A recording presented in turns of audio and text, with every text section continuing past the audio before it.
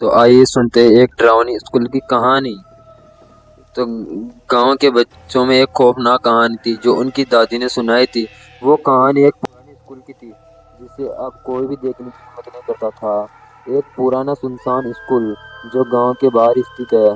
वह स्कूल बरसों पहले बंद हो गया था, जिसके कारण इसको भूतिया माना जाता है। रात में तो छोड़ो, दिन में भी इस स्कूल के सामने कोई नहीं जाता था। और उसकी वजह है इस स्कूल में हुए घटनाएं और इसकी खौफनाक कहानियां। यही जानने के लिए चार गांव के चार नौजवान ने स्कूल में जाने का फैसला किया। और वो लोग और कोई नहीं थे, उसी गांव के चार बच्चे थे। राहुल, प्रीति, सुमित और अमित और स्नेहा। और ये सारी कहानियां सच है और यह झूठी, इसको प्रमाण करने के लिए वो चारों एक दिन उस स्कूल में गए थे। उसने सोचा क्या, धीरे धीरे सूरज ढलने लगा और रात का अंधेरा होने शुरू हुआ। रात होते ही वो चारों स्कूल की ओर बढ़े। धीरे धीरे वो दरवाजा खोले, उस स्कूल के अंदर प्रवेश करने लगा।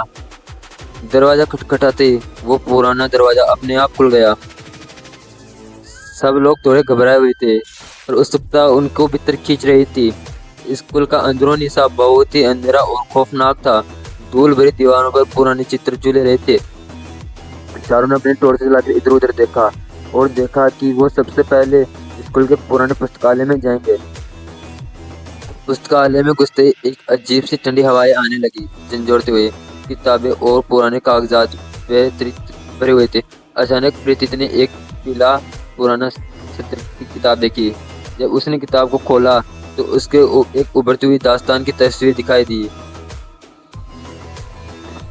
तस्वीर में वही लड़की थी जिसकी आत्मा के बारे में लोग कहते थे, और वो थी माया। और इसी स्कूल का पुराना छात्र था। स्कूल की छत पर कई साल पहले एक लड़की की बेदर्द मौत हो गई थी। कहा जाता है कि वो लड़की और कोई नहीं, माया ही थी।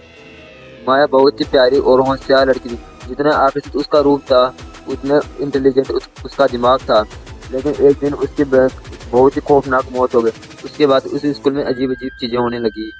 फिर एक टाइम आया जब जब स्कूल के हालत में नहीं था। लोग कहते थे कि उसकी आत्मा स्कूल में भटकती रहती है और मजबूरन सरकार के द्वारा स्कूल को बंद करना पड़ा। और प्रीत को उसकी पुस्तक मिली जो वो हाथ में लेकर खड़ी थी, लेकिन खोलने की हिम्मत नहीं थी।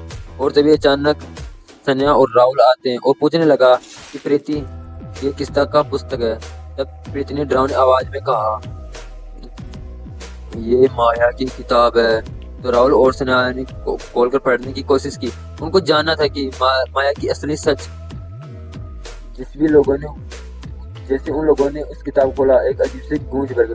सन्या ने डर की आवाज में एक चीख मारी। चारों लोग घबराहट में आ गए और चीखते हुए दरवाजे खोलने लगे, लेकिन उनके सारे कोशिश बेकार थे। और तभी एक धुंधली परछाई उनको अपनी ओर खींची। वो लड़की की आत्मा की तरह लग रही थी। उसकी आंखें दुख और नाराजगी से भरी हुई थी। लड़की की आत्मा धीरे धीरे उनके पास आने लगी और उन चारों की सांसें मानो कि ट्रेन की स्पीड में दौड़ रही थी। तब माया की आत्मा ने बोला, शांत रहो, मुझसे डरने की कोई जरूरत नहीं है, मैं भी तुम्हारी जैसा ही हूँ। फिर लड़की की आत्मा धीरे धीरे अपनी कहानी बताने लगी।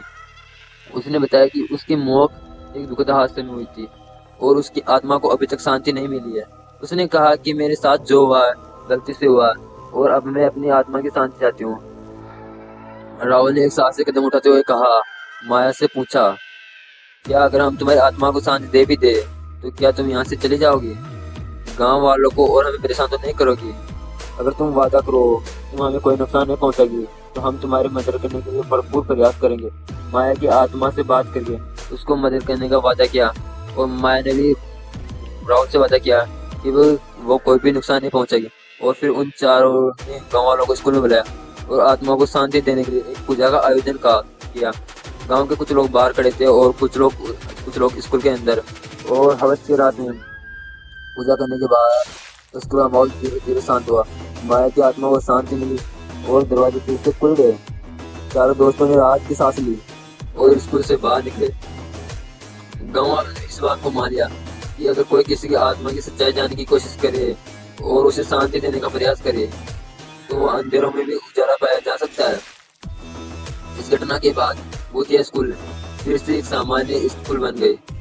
माया की काली आत्मा का साया उस स्कूल से हट चुका था और स्कूल फिर से एक बार फिर से पहले जैसा हो चुका, पुस्तक और छात्रों से पहुंच गया था और गांव वालों भी इस पुराने स्कूल को आदर और श्रद्धा के साथ देखने लगे। दोस्तों, राहुल, प्रीति, अमित और सन्या को अपने पागलपन से उस स्कूल के अंदर नहीं जाते तो शायद अभी भी ये स्कूल भूतिया ही माना जाता। तो इन चारों के लिए 1 लाख तो बनता है।